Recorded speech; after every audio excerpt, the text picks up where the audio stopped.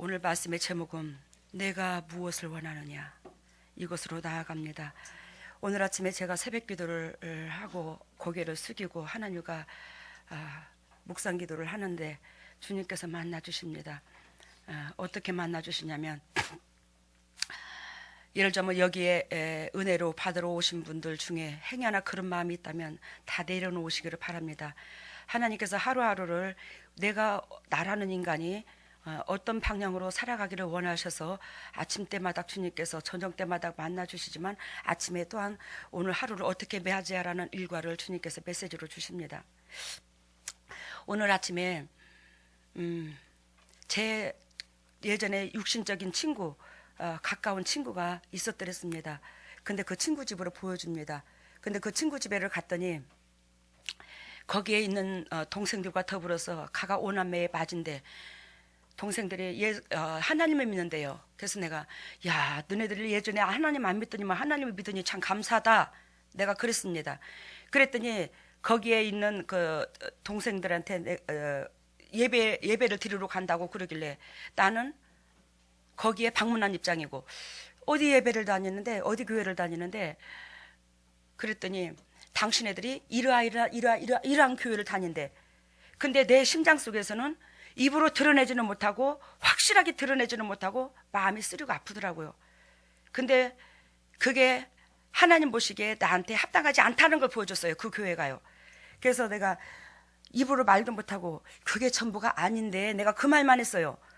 근데 그 사람들이 말하는 그 교회가 어떤 교회냐니까 내가 그 말은 지목을 하지 않겠습니다. 이게 인터넷으로 방송 들으는 사람들이 많기 때문에. 근데 그 교회가 어디에 있냐면 내거리 귀퉁이에 있더라고요. 그 사람들이 다니는 교회가 내거리의 귀퉁이에 있는데 겉보기에 아이보리 교회더라고요. 외향적으로 교회가 무슨 색깔? 아이보리 색깔. 내거리 귀퉁이. 근데 그 교회가 타원형이더라고요. 모양이 타원형을 가지고 있더라고요. 타원형 아시죠? 둥근 것도 아니고 네모도 아니고. 당신은 그 교회를 다니면서 그 교회에 성가대를 한대요. 근데 그 사람 집에서 내가 며칠을 묵었는데, 그 친구들 집에서 며칠을 묵었는데 그 친구들 집이 방이 여기 있으면, 그 친구들 집에 방이 여기 있으면 한쪽에는 완전히 스키장이야. 옆에 바로 방이 여기 옆에 측근이 스키장인데 이 스키장이 이 방 옆으로 스키를 타고 가는 소리가 들려. 그 스키 타는 거 그 뭐라고 그러나? 왜 이렇게 타가지고 이렇게 골 같은데 쭉 이렇게 가는 거 뭐라고 그래요? 이번에 올림픽 경기 때 했잖아요. 그걸 하는데 그 얼음 소리가 나잖아요, 그죠? 드드드드드 하면서 우렁하고. 근데 이게 이 스키장 이 친구들 집에 이 가정 집으로 이게 움직이는 거예요. 이 스키장이 요게. 그래서 내가 하는 소리가 야, 이 소리가 굉장히 너네들이 사는 데 있어서 듣기 싫겠다, 내가 그랬어. 이 스키장 이 소리가. 그리고 내가 기도를 하다가 그 메시지를 받고 아버지 이걸 무슨 뜻으로 저한테 보여주시고 이거 무슨 뜻으로 저한테 말씀하시는데요. 그랬더니 우리 주님께서 딱 말씀하시기를 어떻게 말씀하시냐면 이 재단에 하나님께서 이 재단으로 통해서 당신의 영광을 드러내고자 하나님이 하시는 목적이 있더라는 거예요. 이걸 저한테 여러분들 색안경 끼지 마세요. 이 재단만 구원이 있다는 말 아니니까. 그래서 그러는데 하나님께서 각자 내가 세상교회라는 것은 이 재단이 하나님 교회고 거기는 세상교회라는 뜻이 아닙니다. 진리 안에 머무는 교회를 저는 세상교회로 비유를 듭니다. 아니, 진리 안에 들어가 있는 교회를 진리교회라고 그러고 예를 들면 세상에 머무르 세상 방법으로 운행되는 것을 예를 들어 세상교회라고 그래요. 그럼 우리도 세상교회일 수 있어요. 다른 데만 세상교회가 아닙니다.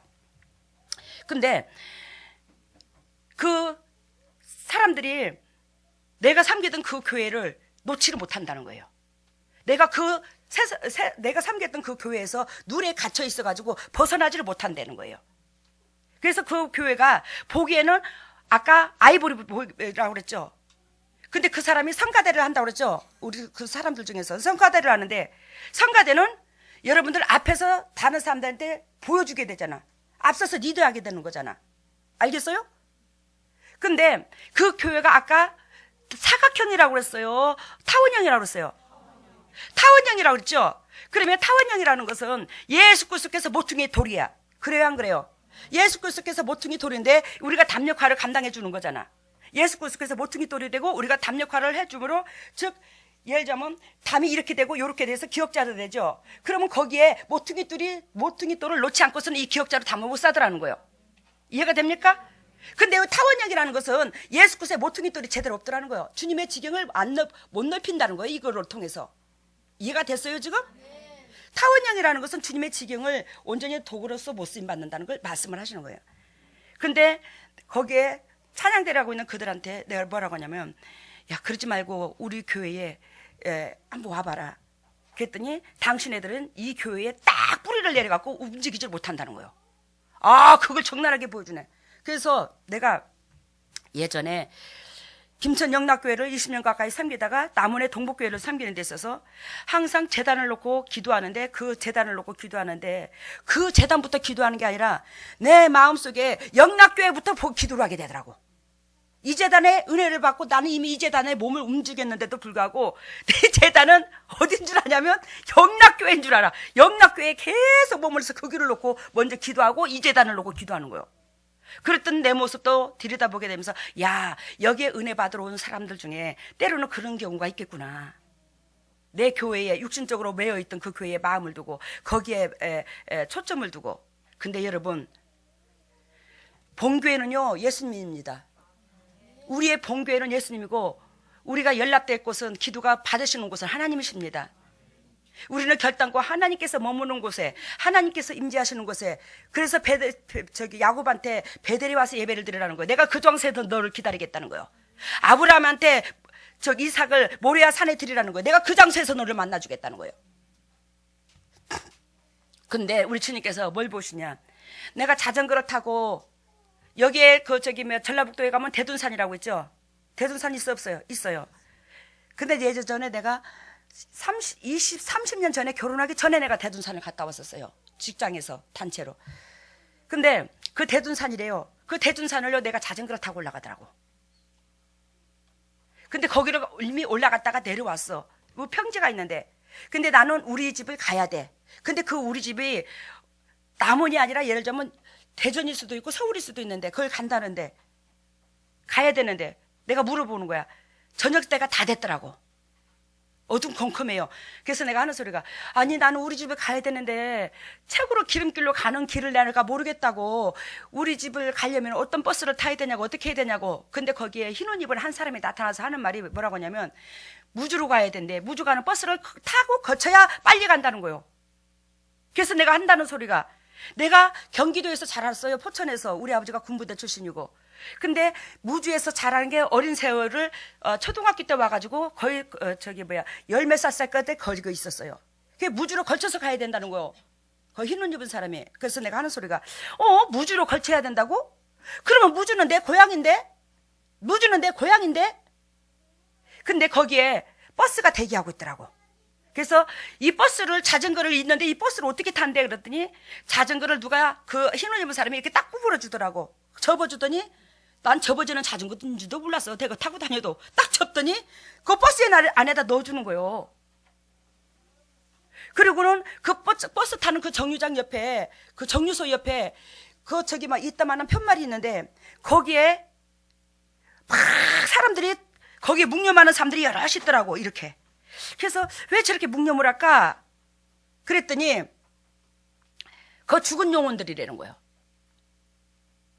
그래서 나도 아이고 찍찍찍 불쌍한 것들, 이래 죽어서 어떡하나. 그래서 이렇게 묵념을 하는 거예요. 나도 묵념을 하고 버스를 타더라고. 그래서 내가, 아버지 이게 뭔 뜻이에요? 그랬더니, 아까 저녁 때라고 그랬죠. 때가, 재림 때가 다가왔느니라. 지금 너희들한테 기회가 없어. 재림이 다가왔어. 기회가 없어. 우리 살아 생전에도 그 때와 시는 모르지만 주님 볼 수 있더라는 거예요.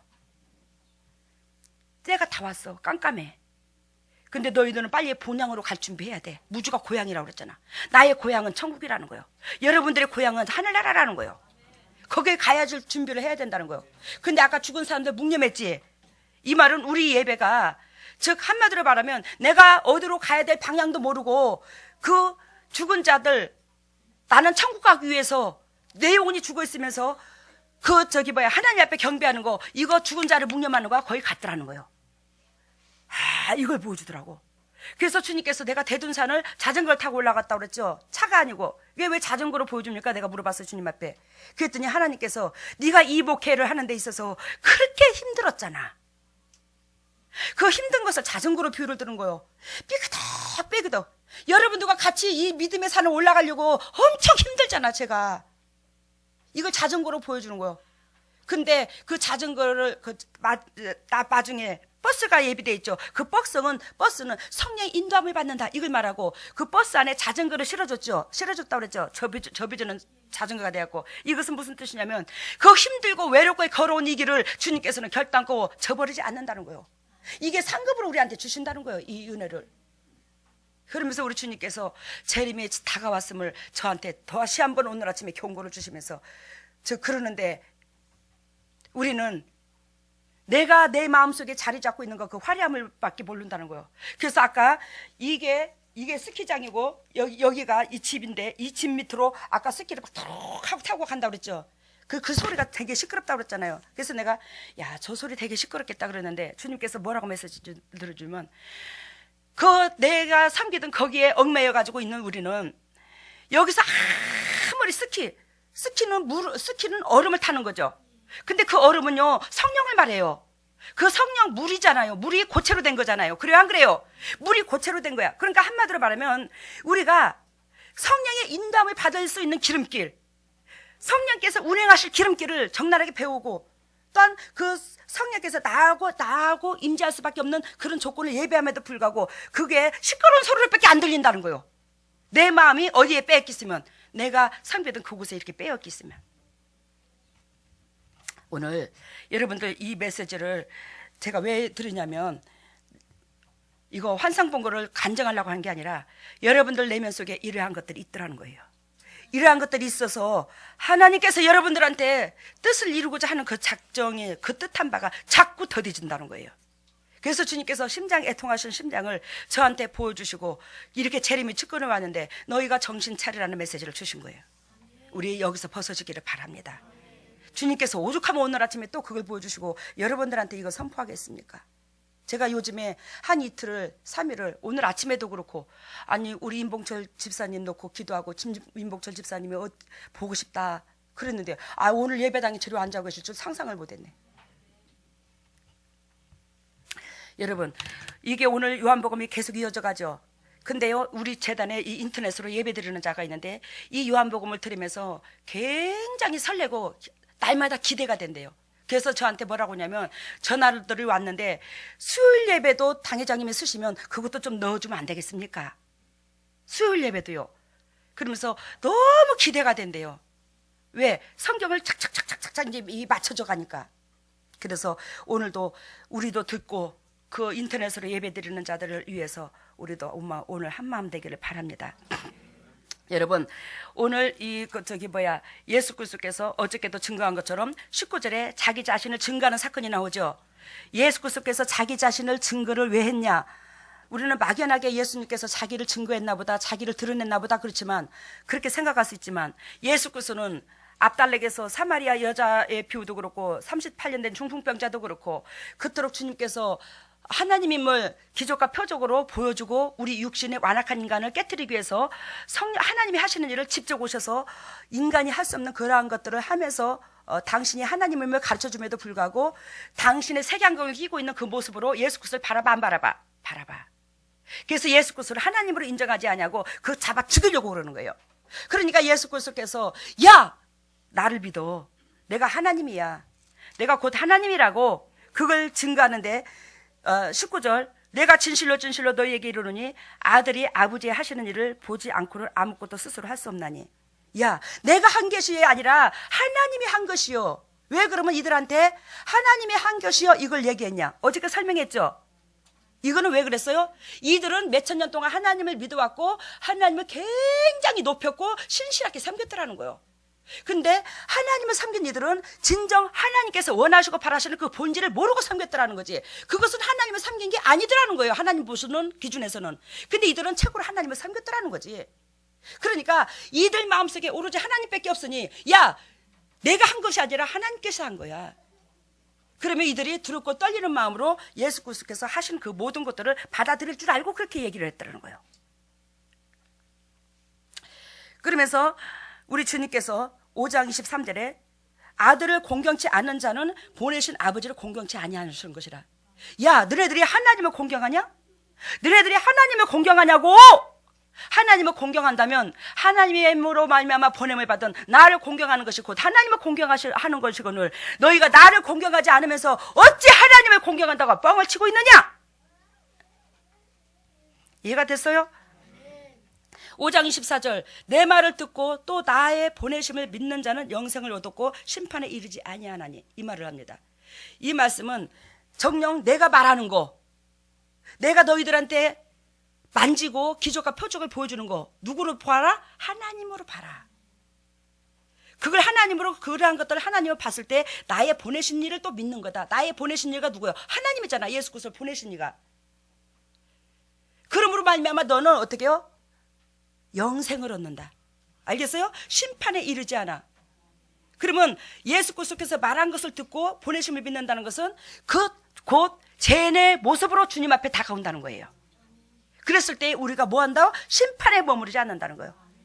영생을 얻는다는 거예요. 그 사람한테. 그러면서 우리 주님께서 이 메시지를 정확하게 분별해놨는데 5장 29절 봐요. 5장 29절 선한 일을 행하는 자는 생명의 부활로 악한 일을 행하는 자는 심판의 부활로 나오리라. 이해가 됩니까? 그러면 선한 일이 뭐냐? 예수 그리스도를 믿는 거. 예수 그리스도를 믿는다는 것은 뭐예요? 타인한테 손해보는 거야. 기독교의 기본 교리는 내 거 손해보는 겁니다. 물론 우리는 내 건 아무것도 없어요. 주님께서 주신 것이고 우리는 청지기 사명이지. 근데요, 하나님께서 나한테 맡긴 것을 손해보는, 나누는 겁니다. 알겠습니까? 기독교의 본질의 교리가. 근데 예수 그리스도를 믿는다는 것은 선한 일을 행하는 것을 믿는 거고, 예수 그리스도께서 선한 일을 행했잖아요. 그 선한 일을 행하는 것을 믿는 거고, 나도 선행이 따라야 된다는 거지. 그 자는 뭐가 없대요? 생명의 부활로 나오고 행동이 그리스도를 믿고 따른다면서 행동이 따르지 않는 자는 뭐가? 악한 자로서 심판에 나온다는 거예요. 그러면 그리스도를 믿는다는 것은 결단코 행동과 동반이 돼야 된다는 거예요. 지식으로만 믿어서 믿는 게 아니더라는 거예요. 근데 우리는 하나님을 믿되 내가 좋아하는 사람은 마음껏 편하고 나를 짓밟고 괴롭히는 자는 완전히 살인자로서 내가 그 사람을 죽여버렸잖아요. 그 인간은 죽을 인간이라고 내가 심판을 내려버렸잖아. 내 마음속에서. 실질적으로 칼은 안 들었지만. 그랬을 때에 여러분들과 내가 누구의 이치에 올라가냐? 하나님 이치에 올라가는 거예요.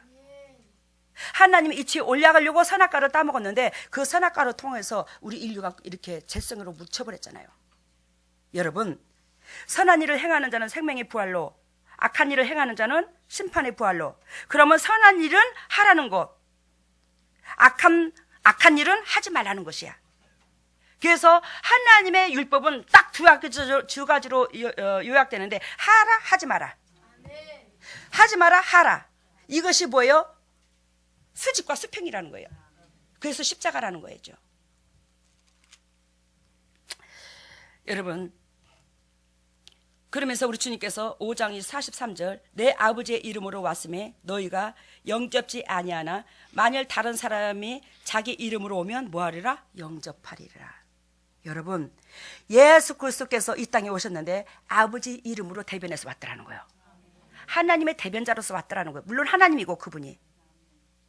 그러니까 하나님으로 왔으니 이 육적인 사람들이, 어둠이 들었던 이 사람들이, 육신적으로 등 따지고 배부림의 목적이 있는 이 사람들이 누구를 몰라본 거예요? 하나님을 영접지 못했던 거예요. 이해가 됩니까? 그렇지만 이 땅에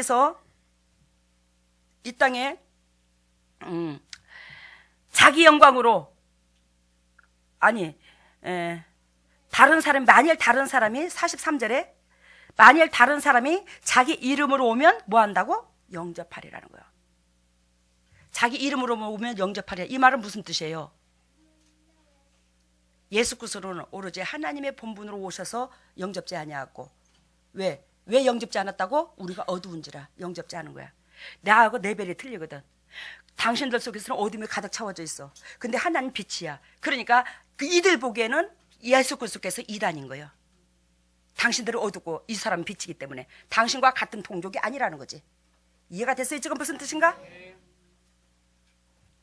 근데 만일 다른 사람이 자기 이름으로 오면 이 말은 너희들과 같은 편으로 오면 이 말이요. 너희가 육신적인지라 육신적인 사람이 오면, 너희가 어두운지라 어두운 사람이 오면 그 사람의 말을 하나님의 음성처럼 들었을 것이다. 그래서 이번에 세월호의 사건이 구원판 줄 누가 알았디야? 구원파니까 죄책감이 없는 거예요. 그분들은 한 번 구원받아서 우리가 예수 그리스도를 알고 구원받아서 우리는 영원히 구원받았다. 영원히 구원받아서 이 육체로는 살인죄를 저질러도 하나님 앞에 회개할 필요가 없다. 이게 그들의 교리요. 그러니까 죄책감이 없는 거예요. 여러분, 영하고 육하고는 따로 분리가 될 수 없습니다. 육이 정결한 즉 영도 정결하는 거예요. 알겠습니까? 육이 죄를 져지 않으므로 영혼은 자꾸 커진다고. 근데 육이 죄속으로 쪼그라들면 영혼이 힘을 못 써요. 쪼그라들어서. 근데 어떻게 영하고 육하고 따로 분리를 시키는데?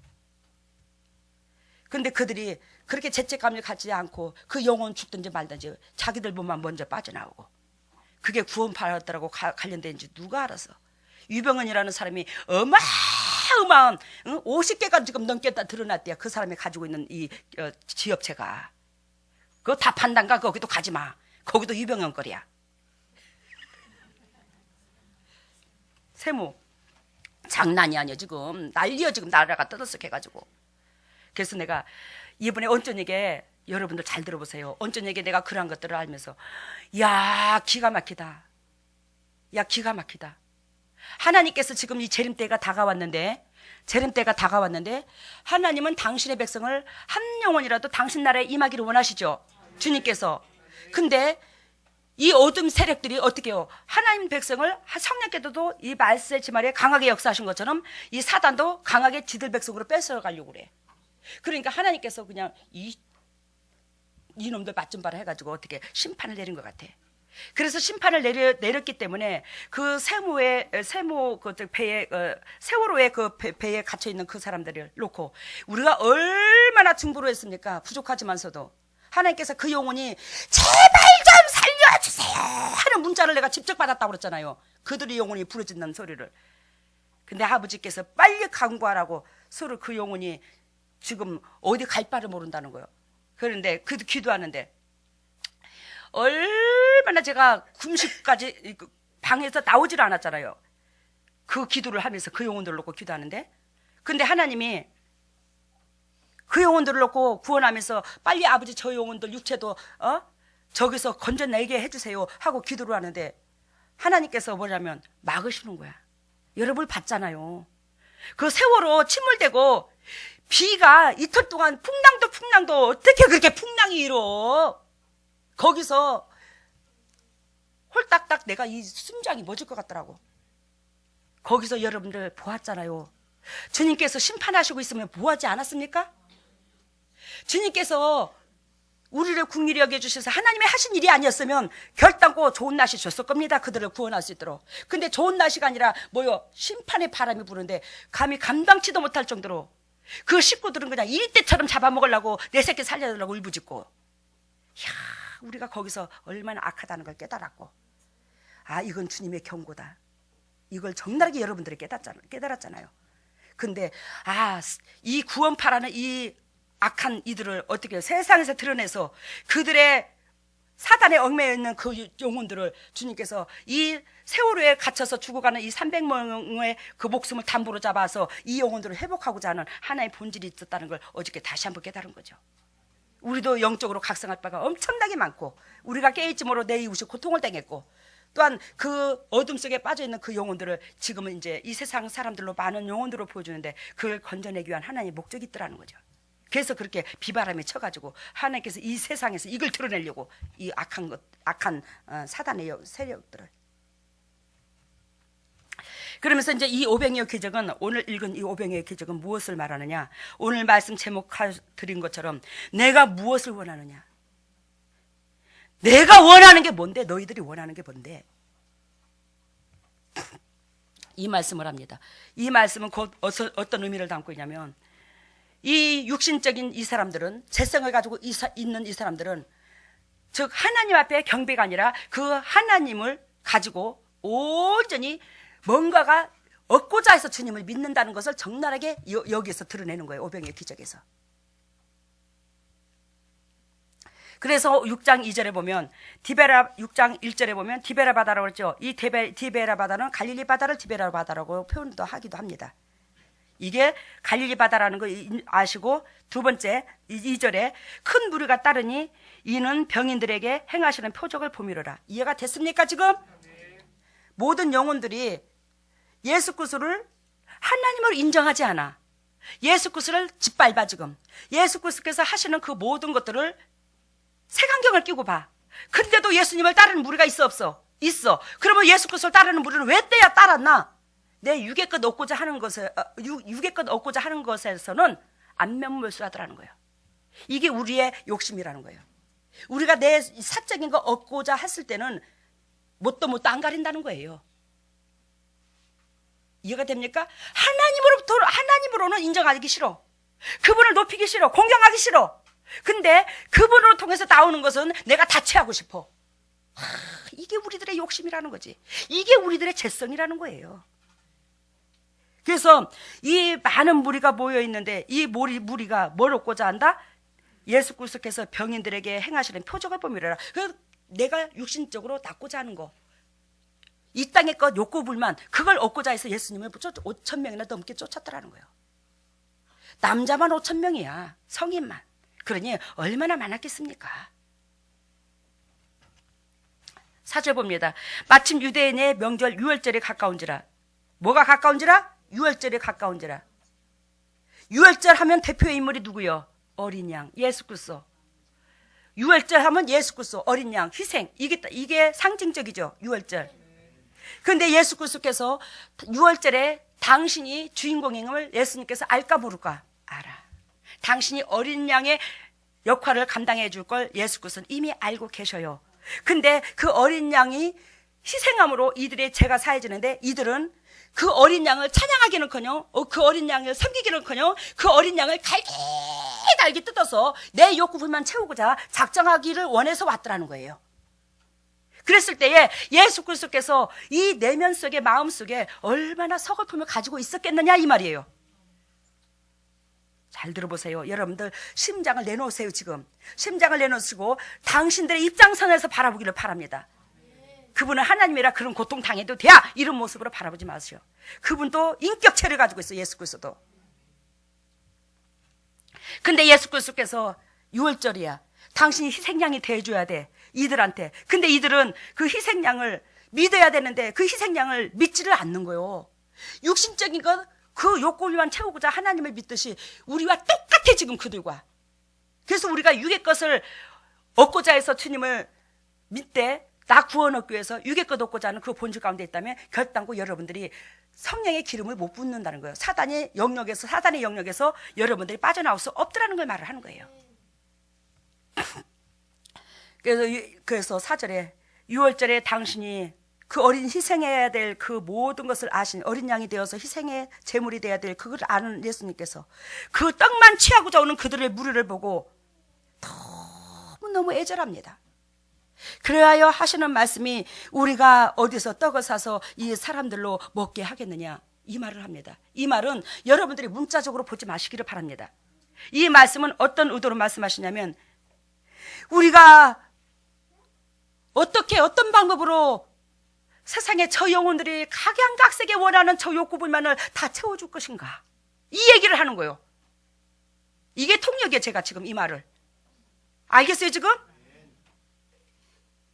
앞달나게 알았죠? 다 이해가 됐죠? 이제 이들이 뭘 취하러 왔다고? 육의 것 취하러 왔다고. 그러니까 예수 그리스도께서 그들을 보고 뭐 했다고? 우리가 어디서 떡을 사서 이 사람을 먹게 하겠느냐, 이 말은 이들이 육신의 떡이 아니라 영혼의 양식을 먹어야 이 육신의 것이 회복이 되는데, 그러니까 이들이 요구하는 것은 육신의 떡이라는 거예요. 한마디로 말하면 내가 보암직하고 탐스럽고 누리고자 하는 것들이 육신의 떡이다, 이 말이요. 그 떡을 어야해서 저것들을 다 욕구불만을 채워줄 것인가? 어디서 저걸 다 저것을 저러한 것들을 어디서 저들이 원하는 저러한 것들을 어디서 구해서 저걸 다 충당해 줄 건가? 이걸 얘기하고 있는데 이거를 예수 그리스도의 제자들은 육적인 음성으로 들어버린 거예요. 이걸 주님이 적나라하게 가르쳐 주셨어요. 오늘 아침에 새벽에 기도를 하는데.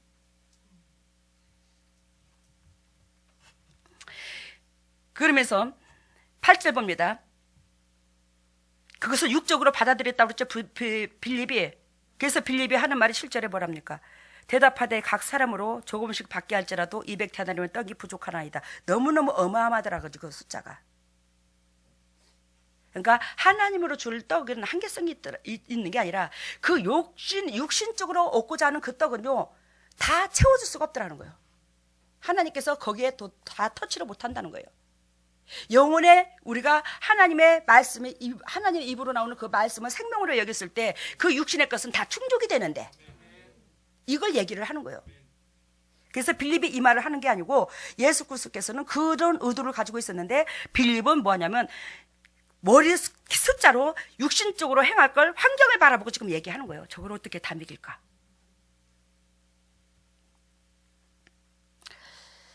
봅니다. 9절. 여기 한 아이가 있어 보리떡 5개와 제가 시간이 짧으니까 제가 더 듬성듬성 뛰어갑니다. 다음에 한번 반복해 드릴게요. 여기 한 아이가 있어 보리떡 5개와 물고기 2마리가 가졌나이다. 여러분 지금 한 아이 속에서 보리떡 5개하고 물고기 2마리가 나왔죠. 그러면 여러분은 이걸 여러분도 궁금하지 않았습니까? 신학교 공부를 한 목회자들이 보리떡 5개하고 물고기 2마리를 가진다든지 성인이 보리떡 5개와 물고기를 가진다든지 그러면 이해가 되겠지만 어찌 그 꼬맹이가 보리떡 5개와 물고기 2마리를 가졌을까? 예전에 제가 이거를 설교 들었을 때 수없이 설교를 들었는데 이 설교 들었을 때 어떻게 했냐면 그 어린애긴지라 부모가 싸준 도시락이라고 그래요. 부모가 싸준 도시락이래요.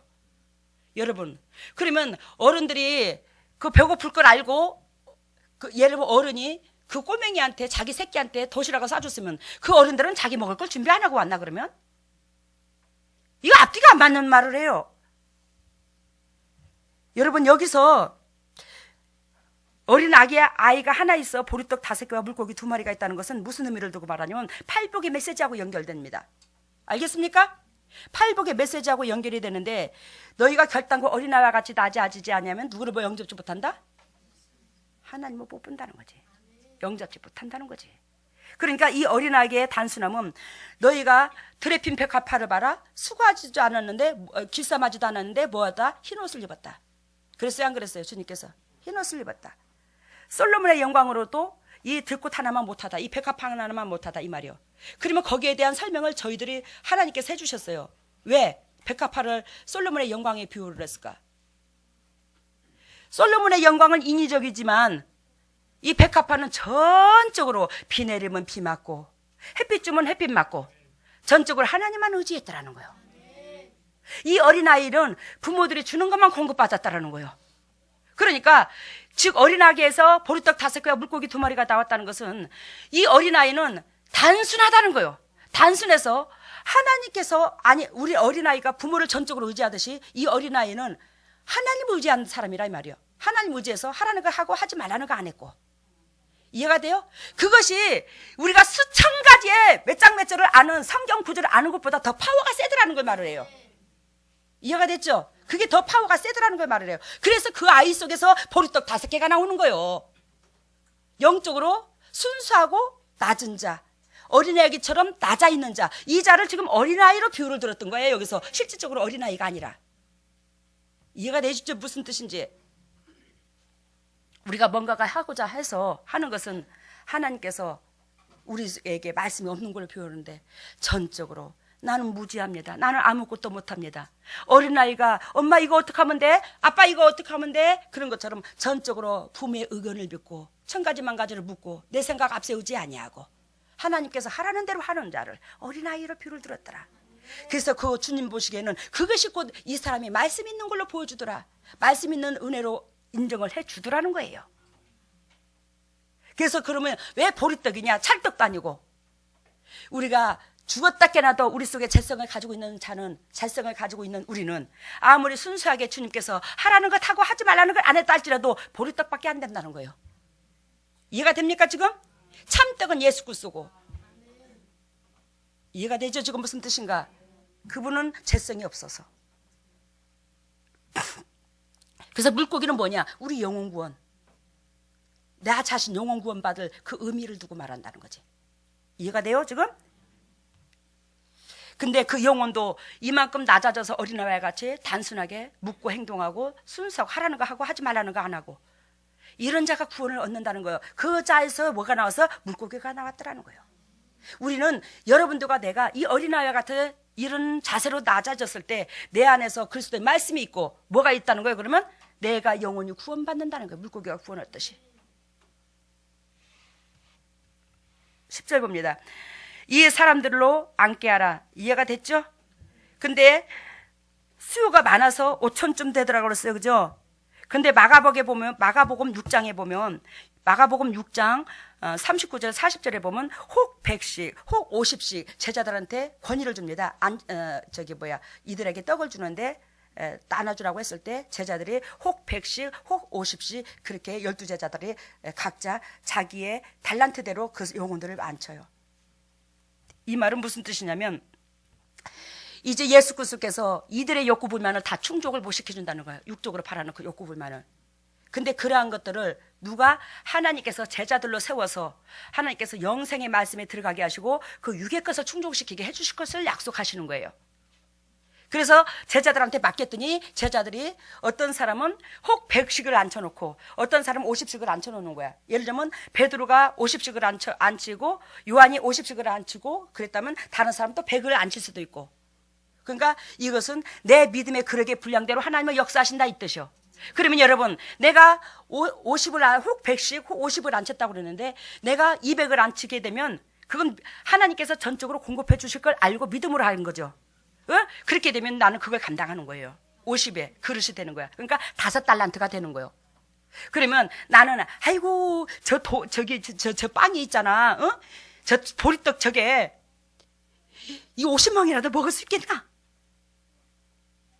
이 사람들, 내가 앉힌 이 사람들도 다 못 다 먹으면 어떡해요? 이 사람들한테 이것도 다 못 나눠주면 어떡해? 떨어지면 어떡해요? 그러니까 그런 자는 어떻게 되고 50을 앉히게 되고 30을 앉히게 되고. 이해가 됐어요 지금? 응? 믿음의 분량에 따라서 혹 50, 혹 100씩을 앉혔다는 거지. 근데 예수님께서 떡을 축사하시고 그들한테 줍니다. 근데 그들이 그걸 먹었죠, 그죠? 먹었는데 먹고 남은 조각일 12절 봅니다. 저희가 배부른 후에 예수께서 제자들에게 이르시되 남은 조각을 거두고 버리는 것이 없게 하라 하심으로. 이걸 육신의 떡으로만 생각하지 마시라는 거예요. 떡은 곧 하나님의 말씀을 성경에서 비유를 들기도 하는데, 하나님의 말씀은요, 하라 하지 말라를 적나라하게 우리는 다 지켜야 된다는 거예요. 부스러기라도 다 지켜야 된다는 거예요. 하찮은 말이라도 다 지켜야 된다는 거예요.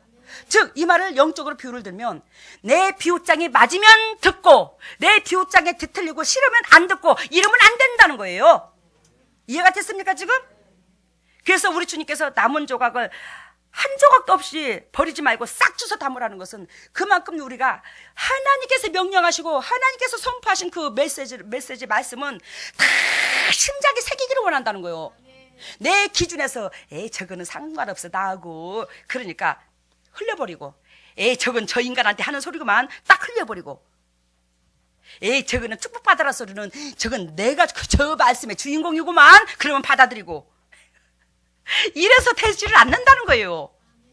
모든 것을 뭐예요? 소화시키라는 거예요. 소화시키라는 거예요. 응?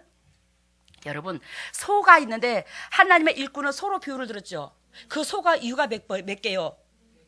4개요. 그래서 먹은 음식을 갖다가 소가 매 순간순간 되새김질을 하는 거예요. 나는 전에 소가 이유가 4개인 줄도 모르고 내가 소를 안 길러봤어요. 그 오존도사님한테 시집을 가가지고 소를 미개봤죠. 근데 소를 미개했는데 오밤중에 뭐 우리 시동생이 밥도 해달라 한다든지 뭐 라면을 끓여 달라든지 뭐 해달라든지 그런 밤에 나와서 밤 뭐 12시도 좋고 1시도 좋고 내가 주방에 옛날에 재래식 부엌에 뭐 난로가 있나 아니 가스레인지가 있나 곤로가 있나 화덕에다 불 떼가지고 그것도 라면도 끓여야 돼. 냄비에다가 산발이에다가 그런 상황 살아봤어요? 드물죠. 여기에 산발에다가 저기 불 때 가지고 저기 찌개 끓이고. 저는 그걸 했어요. 그래갖고 부엌에 막 나오는데 겨울에는요 얼마나 추운지 몰라요. 이 문 삐그덕하고 이 나무 문 여는 거 있잖아. 막 번화번지 이 연기가 불을 때면 연기 나가라고 이거 다 터졌는데 뭐 우로는 뭐. 그 나와 보면 이놈의 소가 아무것도 안 먹는 것 같은데 맨날 껌씹듯 그 씻고 앉았는 거요. 아 저놈의 소는 여물도 하나도 떨어진 지가 밥 먹은 지가 지금 저녁에 5시면 되면 소 여물을 줘요. 저녁 때 겨울에. 아 근데 뭐 밤새도록 저렇게 입을 그렇게 껌을 씹고 앉았디야. 근데 나중에 보니까 그게 되새김질이더라고. 근데 우리 주님께서 우리한테 먹은 말씀을 매 순간순간 심장에서 되새겨서 그것을 영원 사랑하는데 내 자신과 싸우는데 무기로 쓰라는 거예요. 그 말씀이 성령의 검이고. 근데 우리는 머리로써 듣으면서 그것이 내가 되새김질해서 내 속에서 소화된 줄로 알더라는 거지. 그 말씀을 내가 되새기면서 이웃과 삶 속에서 실천했을 때 그게 또 열매로 맺혀지고 그게 소화가 된 것이고. 이해가 되죠? 그것이 옆에 이웃 사랑하는데 결부가 되지 않으면 그것은 그 말씀은 소화가 안 됐더라는 거예요. 내 육체에서. 그게 연물을 먹었으면 내 말씀을 먹었으면 피가 되고 살이 돼야 된다는 거예요. 그것은 내가 그 말씀을 먹었은즉 타인한테 그 영향력을 끼쳤을 때 그 말씀이 내한테 영도 육도 살리는 영양소가 될 수 있더라는 거지. 그게 영혼 살아가는데 결부가 되지 않으면 그 영양소가 나의 육체에 영향력을 전혀 못 주더라는 거예요. 내가 또 말이 너무 빠르죠. 시간이 없어서 그래요. 그래서 여러분 남은 조각을 거두고 버리는 것이 없게 하라. 결단코 하나님 말씀은 내가 듣기 싫은 소리라도 내가 하기 싫은 말이라도 모든 것을 다 주님의 음성으로 듣고 하지 말라 하라를 정확하게 지켜야 된다는 거예요. 근데 이에 거두니 보리떡 5개로 먹고 남은 조각이 몇 개가 나왔어? 12바구니에 찼더라는 거예요. 제자가 몇 제자요? 12제자요. 이스라엘 지파가 몇 지파요? 12지파요. 그래서 이 12라는 것은 이 인류를 가득 10은 그 안에 채워진 걸 말하고 10이라는 단어는 예를 들자면 여기서 비유를 들면 10이라는 단어는 이스라엘을 가득 채우는 걸 말하고 12의 숫자는 이스라엘 민족을 이미 넘어서 다른 지역까지 가득을 말합니다. 이해가 돼요 지금? 11은 그 안에를 채우는 거고 12는 그 넘치는 걸 12로 비유를 들어요. 숫자를 상징적인 숫자로. 근데 이스라엘 민족이 12지파 또한 제자가 12제자. 이것은 이 인류에 내가 이 말씀으로 말미암아 다 채울 것이요. 이 진리로 다 채울 것이요. 그 진리가 뭐냐? 예수 그리스도의 육체의 삶이다. 이걸 말하는 거야. 이해가 됐죠? 그 진리로 다 채울 것이요. 거기에 내가 너희들을 쓸 것이다. 그래서 12바구니를 딱 건너가지고 한 바구니씩 어떻게 해요? 제자들한테 사명의식을 딱딱딱 심어주는 거예요. 너희가 이 일을 하라는 거지. 예수 그리스도께서 하신 그 일을 네가 이제 담당해라. 그래서 그 먹고 남은 그 조각을 제자들한테 나눠줘서 한 바구니씩 12바구니만 하나씩 딱 분배가 되는 거예요. 그래서 하나님께서 하신 그 일을 그대로 예수 그리스도께서 제자들이 할 수 있도록 하게끔 그 사명의식을 심어주는 거예요. 이해가 되셨습니까? 그러니 여러분들 그러면 칠병이의 기적은 뭐냐? 칠병이의 기적은 먹고 남은 조각이 몇 개에 나왔죠? 일곱 강주리가 나왔죠? 그러면 7바구니는 각자 사명의식을 주는 거고 7강주리라는 것은 혼자 들을 수 없는 강주리입니다. 범위가 큽니다. 강주리는 이렇게. 그래서 예수 그리스도께서 마태복음 10장에 보면 혹은 둘씩 이렇게 짝을 지어서 파송을 시켜서 제자한테 파송을 하신 것처럼 하나님께서는 결단코 이 외롭고 힘든 이 십자가의 길을 걷는 너희는 결단코 이 일을 혼자서 사명 감당 못해요. 둘씩 셋씩 모여 짝을 지어야 이 사명을 감당해요. 그래서 광주리 같이 들으라고 이 무거운 이 떡그릇을 같이 들으라고 광주로 비유를 드는 거예요. 그것이 7자요. 7자는 완벽한 숫자를 두고 말을 해요. 이해가 됐죠? 무슨 뜻인지? 그래서 여러분들 이 오병이의 기적은 야 우리가 하나님 믿으면 영역껏 이 땅에 것 차고 넘친야 이런 뜻이 아니라 너희들이 원하는 것이 뭐냐? 내가 참으로 서글프다. 내가 너희를 위하여 죽으러 왔는데, 너희 죄 때문에 왔는데, 너희는 죄 때문에 오신 나를 믿어야지만이 너희가 그 삶이 돼야지만이 영생을 얻는데, 죄인의 본분으로서 나를 영접해야 되는, 죄인의 본분이 돼야 예수님을 믿거든요. 근데 그렇지 아니하고 어찌 그렇게 너희는 몇천 년 동안 하나님을 믿어왔다면서 나의 모든 것을 갈기갈기 뜯어먹으려고만 나를 섬기냐. 이래서는 안 된다고. 이것들을 어떻게 다 이 욕구 불만을 다 이러한 사람들의 이 욕구 불만을 이해할 거나, 어떻게 이걸 다 충족시켜 줄 거나. 그래서 이제는 제자들한테 사명의식을 심어주는 거라고. 여러분들한테 지금 사명의식을 심어주는 거라고. 그들을 먹이라고 여러분들은 선택했더라고. 근데 여러분들이 예수 그리스도와 같이 그 영혼을 사랑하되, 끝까지 하나님의 백성을 사랑하되 끝까지 사랑하는 그 자한테 하나님께서 이런 말씀의 능력이, 파워가 있고, 왜? 삶에 따라야 말씀의 파워가 있어. 그러므로 여러분들이 이제 남한테 줄 수 있는 그런 영육관이 되거늘, 여러분들이 내가 하나님의 음성을 듣지 아니하고서 하나님께서 나한테 뭘 원하고 뭘 바라는가를 그렇게 주입시켜 주는데도 그걸 모르는 상태에서 먼저 눈에 보암직하고 화려한 걸 선택한 우리는 안 되더라는 거예요. 그래요. 우리 깨어져서 주님의 십자가짐을 같이 질 수 있는 여러분들과 내가 되기를 예수님 이름으로 소망합니다. 할렐루야. 사랑의 예수님 감사합니다. 오늘도 주님께서 은총을 베풀어 주시사 오병이어 기적으로 통해서 주님의 그 애절하고 애통하신 마음을 우리에게 보여주시니 감사합니다. 하나님이여, 주님의 심장이 이렇게 해가 터지거늘 우리는요, 우리 주님 심장에 터지는 건 아랑곳 없고 어떻게 내가 본질적으로 원하는 것만 그렇게 해가 터지는지, 하나님이여, 우리가 그 내 자신의 모습을 바라보고 주님 앞에 십자가짐 밑에 내 짐을 내려놓고 주님께서 그 십자가짐을 지심으로 나 같은 인간이 살았은즉 그 짐을 같이 나눠짐으로 내 이웃들이 하나님의 백성으로 회복될 수 있는 그런 역사가 일어날 수 있도록 은혜를 베풀어 주시옵소서. 오늘도 이 진리를 그리스도께서, 성령님께서 친히 선포하시고 주님의 종들의 영육관이 회복되게 해주심을 감사하고 이 모든 것을 예수님 이름으로 기도드리옵나이다. 할렐루야. 사랑의 예수님 감사합니다. 주님의 종들이 예물을 드립니다. 이 예물을 받으시고 영의 축복과 이 땅의 축복으로 가득가득 채워주시고 남들에게 그저 주고 그저 베풀 수 있는 주님의 종들이 되게 하여 주시고 앞날을 열어주시고 결단코 주님께서 이 물질을 받으시는 하나님께서 널널해서 주님께 바치는 게 아닌 거 주님이 아십니다.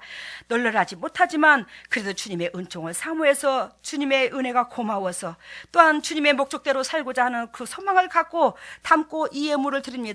이 예물을 받으신 하나님께서 결단코 주님께서 각 가정마다 함께 하셔서 간증거리가 유산되게 하여 주시고 오로지 주님의 영광에 이를 수 있는 보배다운 주님의 종들이 한결같이 될 수 있도록 인도하시고 역사하여 주시고 백배로 태갚아 주시옵소서. 이 물질이 온전히 주님의 지경을 넓히는 데 사용되게 해주심을 감사하고 이 모든 것을 예수 그리스도 받도록 감사하며 기도드리옵나이다. 아멘. 일어서시기를 바랍니다.